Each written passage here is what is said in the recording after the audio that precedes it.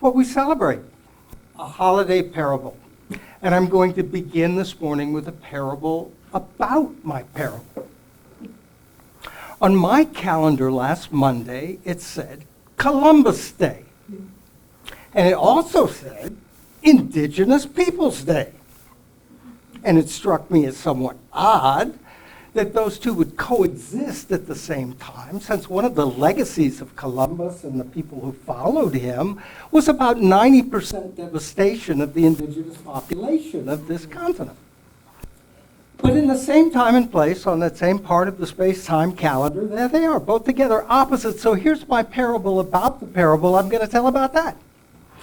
Some of you are familiar with a little scientific thought experiment called Schrodinger's cat, which dates from philosophical scientists trying to make sense of quantum reality.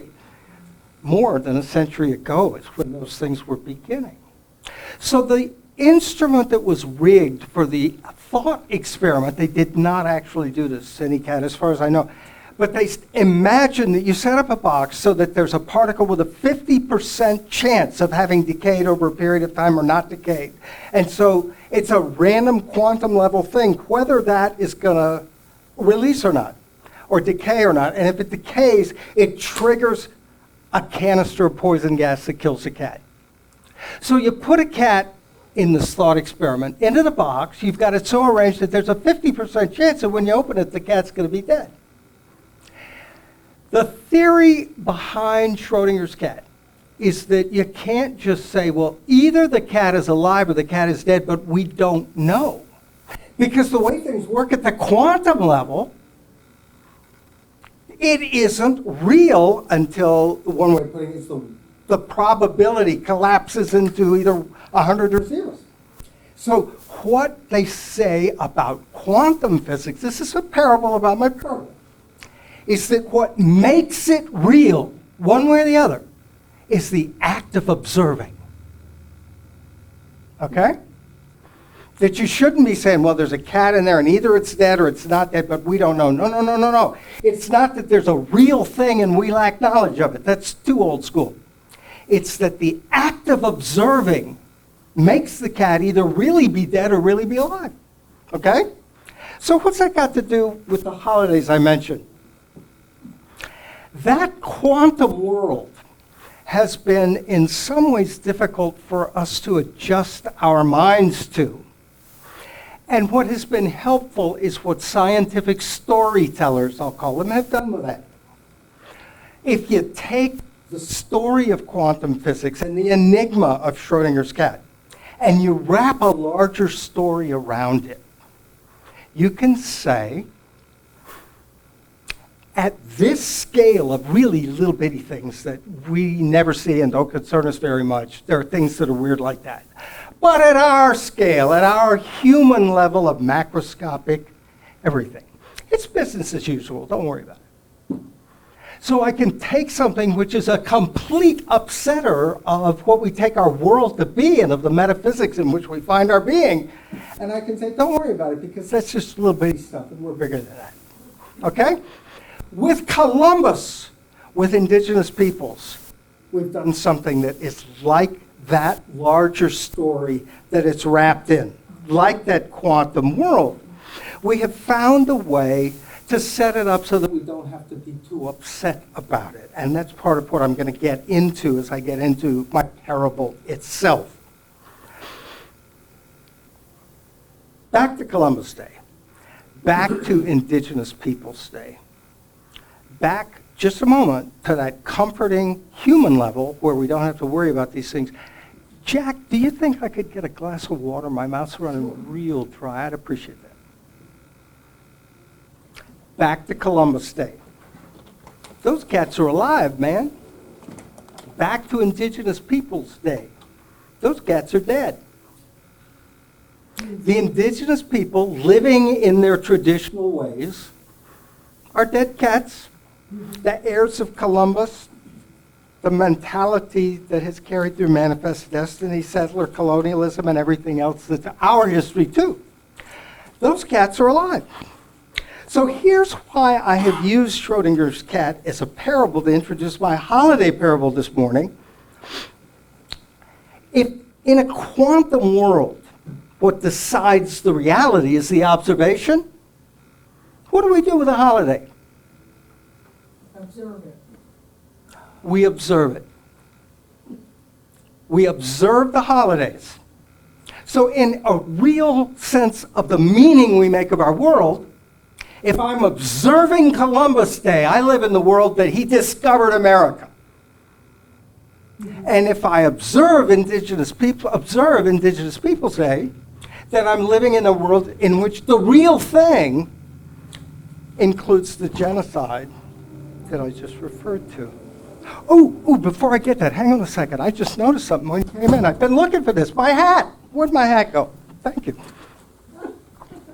Your hat? Yeah, this is my hat. I've got it. I claim it. It's I mine. don't think so. What do you mean you don't think so? I got some water here. You all see me holding this. This is my hat, is it not? What do you mean it's not my hat? Wait a minute. This is, the sermon can wait. Hold on. You can keep filming, but this is important. Why do you say this is not my hat? Because it's Jack's hat. It was on Jack's his hat when he came in. Oh, okay. I understand. It's a verbal thing, okay? I used the wrong word. I said it wrong. I discovered my hat. I didn't have it. I wasn't even sure quite where it was, but I was looking for it, and then I found it. And upon seeing it, I claimed it as mine.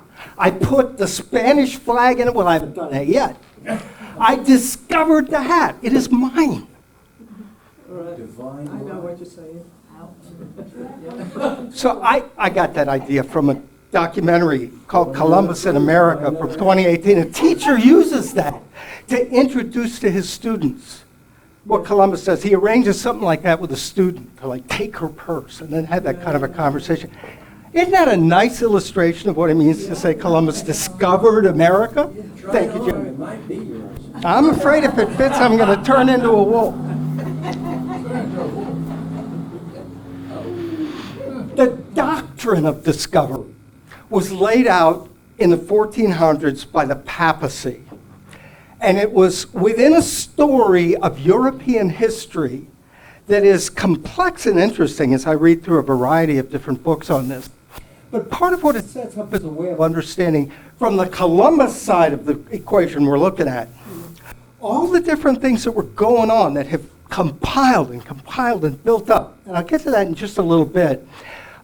But I want to come back to the observation of a holiday, what it means to observe the holiday. So when we open the book of America's founding story, what's in that box? What have we observed? For my whole life, the second week of October answer has always been Columbus Day. But a few years ago, probably 6 or 7 years ago, I took my mother to a Unitarian Universalist church in Rockville, Maryland, near where I grew up. And the minister had researched some different things about indigenous people in that area and what'd been used for what. And she also recommended a book that the UUA had on its recommended list and that won a book award called it's by Roxanne Dunbar Ortiz, called An Indigenous Peoples History of the United States. Kind of like the People's History that had been done by another author before. Count me in. From that moment forward, it was pretty easy for me. Ever since then, that's how I celebrate that day. On my calendar, Indigenous Peoples Day simply replaced Columbus Day. QED, game over, bam. But for a holiday of that magnitude, somehow it seems not to be changed by what I put on my calendar. My observation has changed, but the larger sense of a shared holiday to the nation, it's our social and cultural reality is like that quantum relativistic interconnected stuff, so that we live by the light of our seventh principle, by, in, and of the interdependent web of which we're a part. We, not I. So it's not my act of observing that makes a reality for all of our nation. We're talking about the nation's story and not my own. A national holiday concerns who we are as a nation. We together observe. We together celebrate the American reality that in some sense, each year we discover anew, over and over. Ned Blackhawk has a book that's new out this year that's on the long list for some book award or other, which he titles The Rediscovery of America. And like an Indigenous Peoples history, it focuses on the concerns of Indigenous peoples. But what Ned Blackhawk has done in his book, The Rediscovery of America, he's focused entirely on the encounters, the first encounters especially, between Indigenous people and colonial or exploratory invaders, visitors, or whatever you wish to call them. And so it's rich with detail and a wealth of things that I'm not going to try to get too far into today, except to share that that title is absolutely perfect for what I'm talking about this morning. If a holiday is something we observe, if this is the holiday that in many ways is the founding America, leading straight in many ways, to July 4th, to the President's Days that we've added on to, certainly through Thanksgiving, right? That in all of those ways that we celebrate all of those things, there needs to be an uncovering of what the story of discovering has distorted in order to cover the tracks of the real history that we're in the midst of. Right? Yeah. That wasn't complicated. So to rediscover is part of what I want to get toward this morning. I want to get at a sense in which, from my point of view, it's not a matter of saying, these are the good guys, these are the bad guys, kill those off. We're not writing the script. We're in the middle of we're doing improv, and we're in the middle of it, right? Mm-hmm. We don't have the individual, or in some sense even collectively, the power to just make it be a certain way and be seen by everybody as a certain way. Which brings me to my main parable. I thought I had. I want to tie back in my introductory parable about Schrodinger's cat. We are in an American space-time moment where, through some science fiction-y twist, we are observing live cats and dead cats at the same time. Mm-hmm. They're both on my calendar at the same time on the same day. And to celebrate one is to repudiate the other in a way, right? So I'm suggesting that just like this weird stuff that even scientists have a hard time explaining in terms that link to the worlds we live in, that the juxtaposition of these two on the same day is indicative of a time we're living in where our eyes are in some way open to both, where we're challenged to think what it is we've ever discovered when it comes to our American history, and what rediscoveries might attach to that, depending on how we choose to observe and how we choose to celebrate, or otherwise, those days. Now I'm back to my main parable of two superimposed but simultaneous and contradictory celebrations. Ours is a time in which the Columbian ocean blue. What year was that again? I keep forgetting. 1490. Oh, yeah, I always forget that. Ours is a time in which the Columbian ocean blue of 1492 is roiled and befuddled by the quantum foam churned by Columbus's wake. What was left behind from that first voyage? What came back and multiplied with the second? And by our waking to the other reality of those storied Columbian voyages, our school book story of our nation distinctive as it may be, is now haunted by the spirits of indigenous bodies, first discovered, and then of 550 souls enslaved on the less celebrated second voyage, 200 of those souls discarded into the ocean blue on the return voyage. Those bodies that were long covered up by our American stories are now real ghosts of our haunted America. When we know that, when we can't look away, what are we observing on our calendars? What we're observing last Monday is what we're living in the ruptured fabric of our American tapestry. Last Monday was the manifest evidence of our founding story being confounded. So what are we to make of these two incompatible ways of realizing our history? I'd like to start with the arc of Europe and to suggest that just as a philosopher, I like to take a step back to gain a detachment, a perspective, and that stop, breathe in, breathe out, that kind of perspective on things.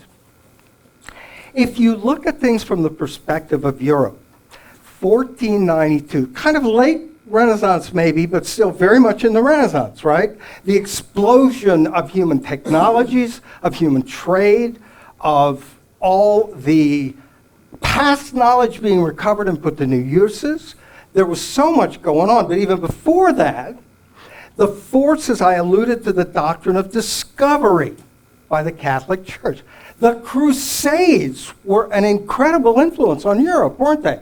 Because a more advanced civilization than Europe, excuse me, I'm part Italian, I think, so I can do this Columbus thing. A more advanced civilization gave them the astrolabe, the secant, and how to use those things, the number zero, all this very civilized stuff that Europe hadn't attained. So through the Crusades, through those exchanges, through Marco Polo in the late 1200s, I believe it was, and then through the rise of the nation states in continental Europe, the first of which was Portugal.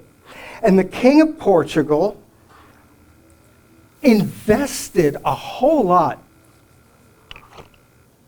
in his son's interest in navies and navigation. His son, who became king later, Henry the Navigator, had the benefit of all the resources of a new state, putting that as a top priority for what they did. So Portugal was sending ships all over to everywhere they could go, learning stuff, mapping stuff, developing those technologies. Next nation state on the scene, when we get Ferdinand and Isabella, right, and Spain reaches a point. Spain had turned Columbus down about 10 years before. Portugal turned him down, England, somebody else, France probably turned him down. But Queen, whoever she was, the Spanish one, reconsidered in light of what was going on in Europe and in them falling so far behind Portugal. So part of this drive to the Columbus discovery story is the competition of modern states at a time when the merchant class had reached a point of influence where the merchant class could align with kings and queens against the nobility who in the feudal time had more effective power than the supposed kings and queens. And the effect of that was that they were harsher on the people who lived and worked the land.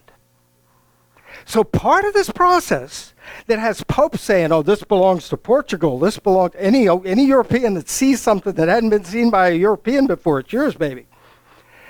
And at the same time, we're kicking native Europeans, native English persons, off their hereditary estates that they've never owned because they haven't had the same relation to private property that's now emerging into the foreground. Is this too academic for you guys? It fascinates me because what I see in the pattern is that everything was happening in Europe to push people onto those ships.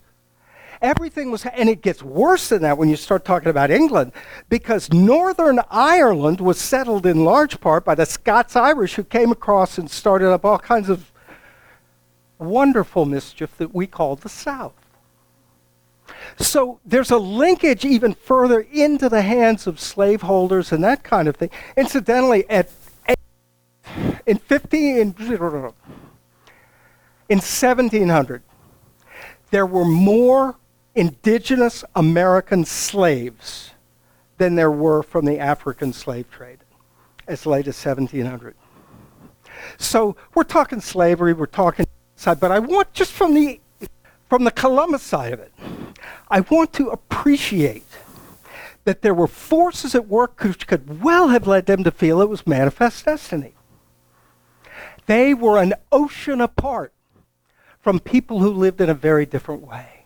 So Europe had scripture to learn history from, and God said, kill those people, that is yours. And you have in Europe a historical sense of time and progress and even destiny. Across the ocean, I don't want to make it so simple that I'm saying that there are people who had lived in this stable, cyclic, kind of over and over the same thing, and then these other. It's not that simple. But one of the things that is challenged in another recent book called The Origin of Everything, A New History of the World. I guess it's great. It's like an anthropologist and an archaeologist. And they're challenging the assumptions that have been made up to today. That there's a hierarchy of civilization development, which kind of pre-industrial, it kind of culminates in the agricultural revolution. So if anybody had elaborate tribal, clan, even nation structures, but they didn't have full-fledged agricultural farming, then they were considered kind of a mixed state. They can't be all the way civilized because they're not entirely doing agriculture yet. It's interesting that in terms of the work that's required, there's a complete consensus of scientists of history that the transition to a lifestyle that was farming dependent in a more regular and thoroughgoing way resulted in much harder work lives, many more hours spent to produce the necessities of life, a much lower life expectancy, greater levels of disease and diminished health. And then you go, wait a minute, why did anybody sign up for that? And we always gloss over that because of the assumption of that hierarchy.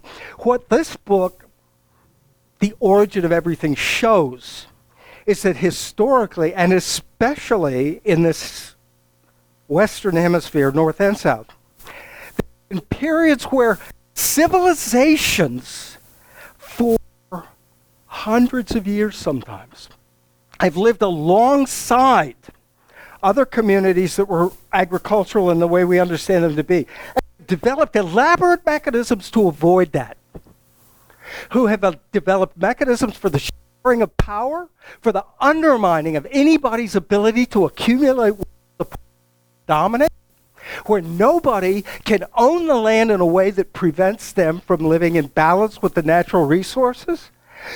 There are many examples of indigenous societies that were quite civilized and refused agriculture in that sense. Sure, it was a mixed blend of different things. I've talked too long already, so I want to bring those things back together, and I want to suggest this. When I hear somebody talk about American exceptionalism, I think, there they go again. Who are we going to invade now? Who are we going to tell you got to play by our rules? Because that's how the phrase has been used. But as I was really steeping in this stuff this week, I thought, there is something exceptional about America. And that's why I suggested that song to Jack, Cain's Blood. Half of my blood is, half of my blood is. We are the heirs of Columbus and those indigenous peoples. This is America. This is us. And we're in the middle of it. And we share it with neighbors who may see it very differently from the people in this room, right? So where are we at our point in observing that? What do we do with all the challenges that poses to us? And I first want to suggest that there can't be an easy solution, or we'd have found it. I want to suggest that if we, for our part, in this capacity, in this room, coming from where we came from this morning and leaving to where we're leaving to this afternoon, in the spirit of our covenant, for the difference it makes in us and the difference it makes in our world, let us see if we can discover in the spirit of an innocent Columbus, a Columbus washed of the sins of actual history, let's say, if we can discover a lifeline to those ways of living that were so murderously exterminated. And I don't say it's going to bring anything back, and I don't say how we can get anybody to go along, and I don't see anything other than I believe those two holidays on the same day at the same time opens a crack in the universe into the one we're in now, where it's not just, oh, well, this is this and this is that, but we're confronted with a choice. And if you believe in freedom, if you believe that our interactions with our neighbors and other people within this web has in any sense a purpose to it, then what I want to suggest is that what is exceptional about America, we may not have the standard of living that Norway has, but Norway is not who people are looking to all over the world when they're trying to understand the status of democracy or any other kind of that story. We're in the middle of the biggest story that's ever been. And where that goes is up to the generations that we're in the middle of. And in that sense, for better and worse, I believe America really is exceptional without being excused in any way for that. Quite the contrary, being made responsible both for the blood on our hands and for all the light we can reach to with those same hands. Thank you so much.